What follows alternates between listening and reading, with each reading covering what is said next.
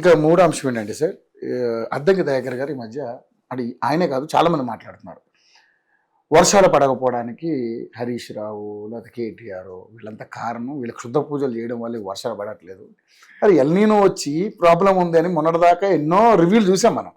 So ఈ చౌకబారు మాటలు మాట్లాడి ఆ పార్టీ పరువుని కానీ ఆ నాయకుల పరువు ఇంకా తీసుకుంటున్నారేమో అని. ఎందుకంటే ఇక్కడ చంద్రబాబు నాయుడు మీద అదే బ్యాడ్ ఉంది. ఎందుకంటే అప్పుడు వైఎస్ఆర్సీ 10 ఏళ్ళు వర్షాలు పడలేదని ఆయనకు బ్యాడ్ ఉంది. వైఎస్ఆర్ రాగానే 10 ఏళ్ళు కుంభవృష్టి అతివృష్టి. ఇప్పుడు మరి రేవంత్ రెడ్డి శిష్యుడే కాబట్టి ఇక్కడ ఉన్నాడు కాబట్టి ఇక్కడ వర్షాలు రావట్లేదు. ఏంటి సార్ ఈ రకమైనటువంటి వ్యాఖ్యలకి ఏంటి శాంటిటీ? యాక్చువల్లీ ఇది కరెక్ట్ కాదు ఆ విధంగా మాట్లాడడం. అద్దంకి జనరల్ గా సెన్సిటివ్ ఫెలో, చాలా సెన్సిటివ్ పర్సన్. మనం విమర్శనాత్మక విశ్లేషణ అని కూడా అనాలిసిస్ అని చూస్తూ ఉంటాం. చాలా తెలివిగా మాట్లాడతాడు, విషయాలు సమీకరించుకొని విషయ పరిజ్ఞానంతో మాట్లాడేటువంటి అతి కొద్ది మంది విశ్లేషకుల్లో అద్దంకి కూడా ఒకడు. ఆయన మాట ఆశ్చర్యం. అవును, ఎందుకంటే ఈ మంత్రాలకు చింతకాయలు రాలేవు కదా, రాలితే అందరు మంత్రాలు నేర్చుకొని చింతకాయలు కొట్టేయడం మానేసి మంత్రాలు చదివేవాడు. అది సాధ్యపడదు. క్షుద్ర పూజలు చేస్తారు సార్, మరి దారుణంగా ప్రభుత్వం పడిపోవడానికి అర్థం ఎంత నీచాలు దిగజారుతారా అంటే అందరూ చేస్తారు. విపక్షంలో ఉన్న ప్రతి ఒక్కరు కూడా ఈ గవర్నమెంట్ గురికి పోవాలని ఇంట్లో కూర్చొని క్షుద్ర పూజలు చేస్తారు. అది సాధ్యపడుద్దా? క్షుద్ర పూజ కాదు అది. ఏ పూజకైనా నీ భక్తి విశ్వాసాలు వేరండి. కానీ దానివల్ల ఫలితం రాలేదని ఆ మధ్య ఒక ఆయన చెప్తున్నాడు. ఆయనట ఫేమస్ అట నల్గొండలో ఆ బాబు.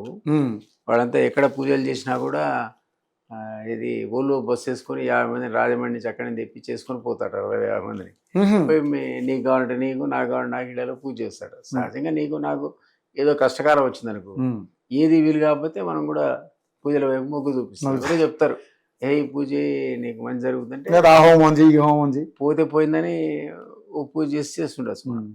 ఆ పిల్లాడు కూడా అట్లా పూజలు చేయించేవాట. ఎవడో భార్యాభర్తలు అమెరికాలో ఉన్నారు. వాళ్ళిద్దరికి ఎప్పుడు కొట్లాడవుతున్నారు. ఈ కొట్లాడాలు పోవాలంటే నేను బ్రహ్మాండానికి పూజ చేస్తా అంటే సరే అని పిలిపించుకుంటే ఒక ₹1 కోటి ఖర్చునాయట ఇది పూజకు. ఏం కర్మ సార్ ఇది, నిజంగా కర్మ. ఏంటి అదే ₹1 కోటి తీసుకొచ్చి ఆయన ఏంటి ఓలో బస్సులు రాజమండ్రి మరి ఎవరెవరికి ఎంత సంభావన ఇచ్చడో మనకు తెలియదు. ఆఖరికి ₹1 కోటి ఖర్చునాక ఏమైందంటే వాళ్ళిద్దరు ఇంకా అది అనుకుంటూనే ఉన్నారు. అయితే ఈ ఫాదర్ పోయి ఇక్కడ మన జూబ్లీహిల్స్ పోలీస్ స్టేషన్లో కంప్లైంట్ ఇచ్చాడు. ఏమనంటే ఆయన వచ్చాడు, పూజలు చేశాడు, ఫలితం దక్కలేదు, నాకు ₹1 కోటి నష్టమైన. హెల్ప్ కోసం వచ్చాడు. నేను ఇదేందా దేవుడు భక్తులు కూర్చుని మాట్లాడుకో సెటిల్ చేసుకోవాల్సిన వ్యవహారం ఎవరో వచ్చి పూజలు చేస్తాడు. వాడు ₹1 ఎవడు వీడు వాడు ఎందుకు చేయాలి? అసలు వాడికి బుద్ధి లేదు, వీడికి బుద్ధి లేదు.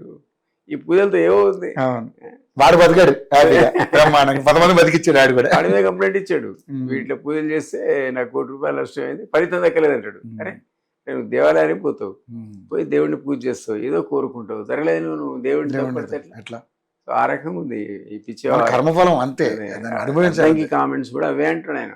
ఇదే కదా గతంలో పాకిస్తాన్ నాకు ప్రేమ, పాకిస్తాన్ ఎన్ని కాంట్రవర్సీలే.